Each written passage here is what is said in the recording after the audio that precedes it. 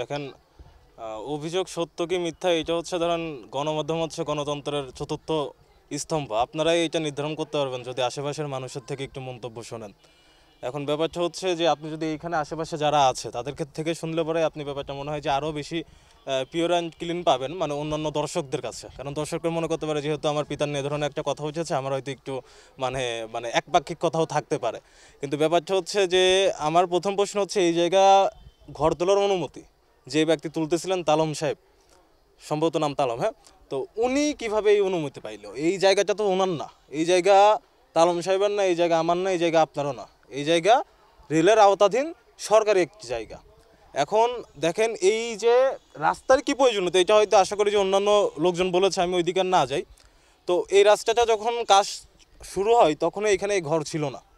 এখন উনি কোন উদ্দেশ্যে কাদের দ্বারা পরিচিত হয়ে এখানে ঘর তুলতে আসলো সেটা আমার বোধগম্য না। তো আমি ওই টাইমে আমি ঢাকাতে, তাও আমি রেলের ঊর্ধ্বতন কর্মকর্তা ডিএফও আরিফুল ইসলাম আছেন আমাদের এই সাইডের এই রেঞ্জে, আমি তাকে অবগত করলাম। তো আরিফুল ইসলাম ভাই তৎক্ষণাৎ এখানে লোকজন পাঠালো এবং পাঠানোর পর উনি একটা কাগজ দেখাইলো। তো যে কাগজটা সম্ভবত কৃষি লিজ নেওয়া ওনার এই সাইজের কিছু জমি, পুরোটাও না, আরও দূরে গিয়ে ওই জমি। তো ওই কাগজপত্র দেখে রেলের লোকজনই তার কাজটা বন্ধ করাই দিয়ে গেল যে এই কাজটা আপনি লিগালি করতে পারেন না। আমরা কেউ বন্ধ করাই নাই। কিন্তু পরবর্তীতে তিনি তখন এসে আমার আব্বাকে বললো যে আচ্ছা ঠিক আছে, তাহলে তুমি রাস্তা নাও, এই পিছন দিক দিয়ে নাও, আমি এই জায়গায় ঘর তুলি। মানে উনি তখন মিলমিশ করার চেষ্টা করলো, যেহেতু আইনিভাবে কাজটা করতে পারে নাই। তো সেই অনুযায়ী এই কাজ চলমান ছিল, রাস্তার কাজ। উনি হঠাৎ করে গত পরশুদিন বলে যে উনি এদিক দিয়ে রাস্তা দিবেন না। তো সেক্ষেত্রে এটা তো মানে এই এখতিয়ার তো ওনার নাই যে উনি রাস্তা দিবে কি না দেবে। সরকারি রাস্তা এই এখতিয়ার সরকারের, এই এখতিয়ার সরকার কার জন্য? জনগণের। এই এখতিয়ার জনগণের থাকতে পারে, ওনার অন্তত নাই এই এখতিয়ার যে রাস্তা দেবে কি দেবে না। তো পরবর্তীতে উনি গতকালকে আমি ফেসবুক মাধ্যমে দেখলাম একটা কাগজ দেখাইছে, যে কাগজ দেখায় দাবি করছে যে এই জায়গা নাকি ওনার পারমিশন আছে। তো ওই কাগজটা আমি প্রশাসনের মাধ্যমে, আবার ওই কাগজটা আমি নিজেই ম্যানেজ করেছি। ম্যানেজ করে আমি রেল মন্ত্রণালয়ের সচিব থেকে শুরু করে ডিএফও যারা আছে আমি তাদেরকে পাঠিয়েছি যে এই কাগজের বলে উনি কীভাবে এই জায়গা নিজের দাবি করে। সেম এই কাগজ দেখাইছে গতকালকে। হ্যাঁ, এই কাগজটা দেখা, এখন ভিডিওতে একটা কাগজ দেখাইলে যারা পুরো ঘটনা জানে না তারা মনে করে যে একটা কাগজ দেখাচ্ছে, মনে হয় ওই সত্য কথা বলতেছে। তো এই সেম কাগজটা আমি দেখাচ্ছি। এই কাগজের বলে উনি কখনো এইখানে ঘর তুলতে পারে না। এই জায়গা ওনার কাছে লিস্ট দেয় নাই সরকার, এবং ওনার কাছে না, একদম স্টেশনের সাথে একটা জায়গা, এই জায়গা কারোর কাছে লিস্ট দিবে না সরকার। এখানে রেলের কাজ করবে, একটা যাত্রী ছাউনি হইতে পারে, বসার একটা জায়গা হইতে পারে, এই জায়গা তো ওনার কাছে দেওয়ার প্রশ্ন আসে না। এখন উনি এই কাগজ দেখা দাবি করলো যে এই জায়গা নাকি ওনার, এবং এই জায়গায় উনি রাস্তা দিবে না। তো এই জায়গা যে ওনার না সেই ব্যাপারে আমি খোঁজ নিয়েছি, এবং সেই জায়গা থেকে আইনি যে পদক্ষেপ থাকে সেইটা আমি নিব। কিন্তু এর পাশাপাশি আরেকটা প্রশ্ন চলে আসে যে অনেক মিডিয়া দেখলাম যে ভূমিদস্যু শব্দ ব্যবহার করছে। এখন ভূমিদস্যু শব্দ মানে এটার ফুল মিনিং তারা জানে কিনা আমি দুঃখিত যারা ব্যবহার করছে। ভূমিদস্যু ভাই কখন বোঝায় যে আপনি কারোর জমি দখল করতেছেন, আপনারা ভূমিদস্যু বলতেছে।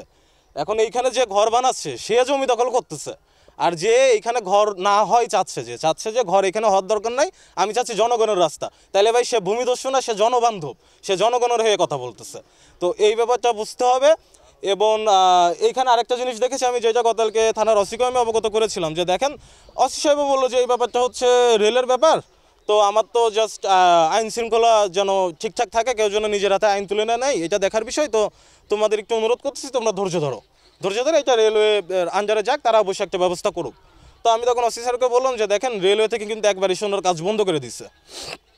তো ধৈর্য আমি নাই ধরতে পারি, আপনি ধরতে পারলেন, কিন্তু যখন একটা মব জাস্টিস হয়ে যায়, জনগণ খেপে যায়, তখন আপনিও দর্শক আমিও দর্শক, অনেকে থাকে। প্রশাসন দর্শকের ভূমিকা পালন করেছে বিগত দিনে, যখন মব জাস্টিস হয়ে গিয়েছে আমরা দেখেছি কীভাবে স্বৈরাচার হাসিনা পালাইছে, তখন কিন্তু প্রশাসনের কিছু করার ছিল না। মব জাস্টিস কখন হয়? যখন জনগণ একেবারে মানে তার পিঠটা ঠেকে যায়, তখন প্রতিবাদ না করলেই না। তো আজকে এখানে যে জিনিসটা হয়েছে ওই টাইমে আমার আব্বা এখানে উপস্থিত ছিল না, আমি পরবর্তীতে এসে কিছুটা ঠান্ডা করার চেষ্টা করেছি। আপনি আশেপাশে যারা স্টেশনে আমাদের অনেক দোকান আছে তাদের কাছে জিজ্ঞাসা করলে আপনি পারবেন, জানতে পারবেন বিষয়টা। তো আমি পরবর্তীতে এসে আমার কথাও খুব একটা মানে না, আমি সোজা মানুষ, তো আমার আব্বাকে ডাক দিলাম। আব্বা এসে আবার বললো যে এই মানে টিন মিন ভাঙা টাঙা এই ক্ষতিগুলো করার দরকার নেই। তো পরবর্তীতে এইভাবেই রয়েছে। এই জিনিসটা প্রথমত এই পর্যন্ত আসতো না যদি উনি এই দখল করার সাহস না দেখাতো। উনি কিন্তু এটা পুরো দমে দখল করার সাহস দেখাইছে। উনার এই জায়গা ঘর তোলার এখতিয়ার উনাকে সরকার দেয় নাই, রেলওয়ে দেয় নাই। এই জিনিসটা আমি ওপেনলি চ্যালেঞ্জ করতে পারি, এবং এই ব্যাপারে যে আইনগত যে প্রক্রিয়া নেওয়ার সেটা আমি অবশ্যই নিব। উনি গতকালকে যে কাগজটা দেখে দাবি করছে যে এখানে নাকি ওনার ঘর তোলার পারমিশন আছে। তো উনি এই কাজ যখন ফেব্রুয়ারির শুরুতে তোলা শুরু করে, তখন আমি যেহেতু বৈষম্যবিরোধী ছাত্র আন্দোলন কেন্দ্রীয় বেসরকারি বিশ্ববিদ্যালয় যুগ্ম আহ্বায়ক হিসেবে আছে, আমার কিছুটা অপশন আছে একটু বড় বড় জায়গায় কথাগুলো পৌঁছানোর। তো রেলওয়েতে আমি যখন বড় জায়গাগুলোতে নক দিলাম, তারা এসে কাগজ দেখতে চাইলো, তখন উনি এই কাগজটা দেখায়, একটা কৃষি লিজ নেওয়া। তো এই কাগজটা দেখায় পরে বলে যে তাহলে এটা তো আপনার দখল বারেন্স হয়ে যাচ্ছে, আপনি তো দখল করতেছেন জোর করে। তখন ওনার এই কাজ বন্ধ করাই দেয়। ওনার কিন্তু এই কাজ মাঝে বন্ধ করে দিয়ে গেছে রেলওয়ে এসে।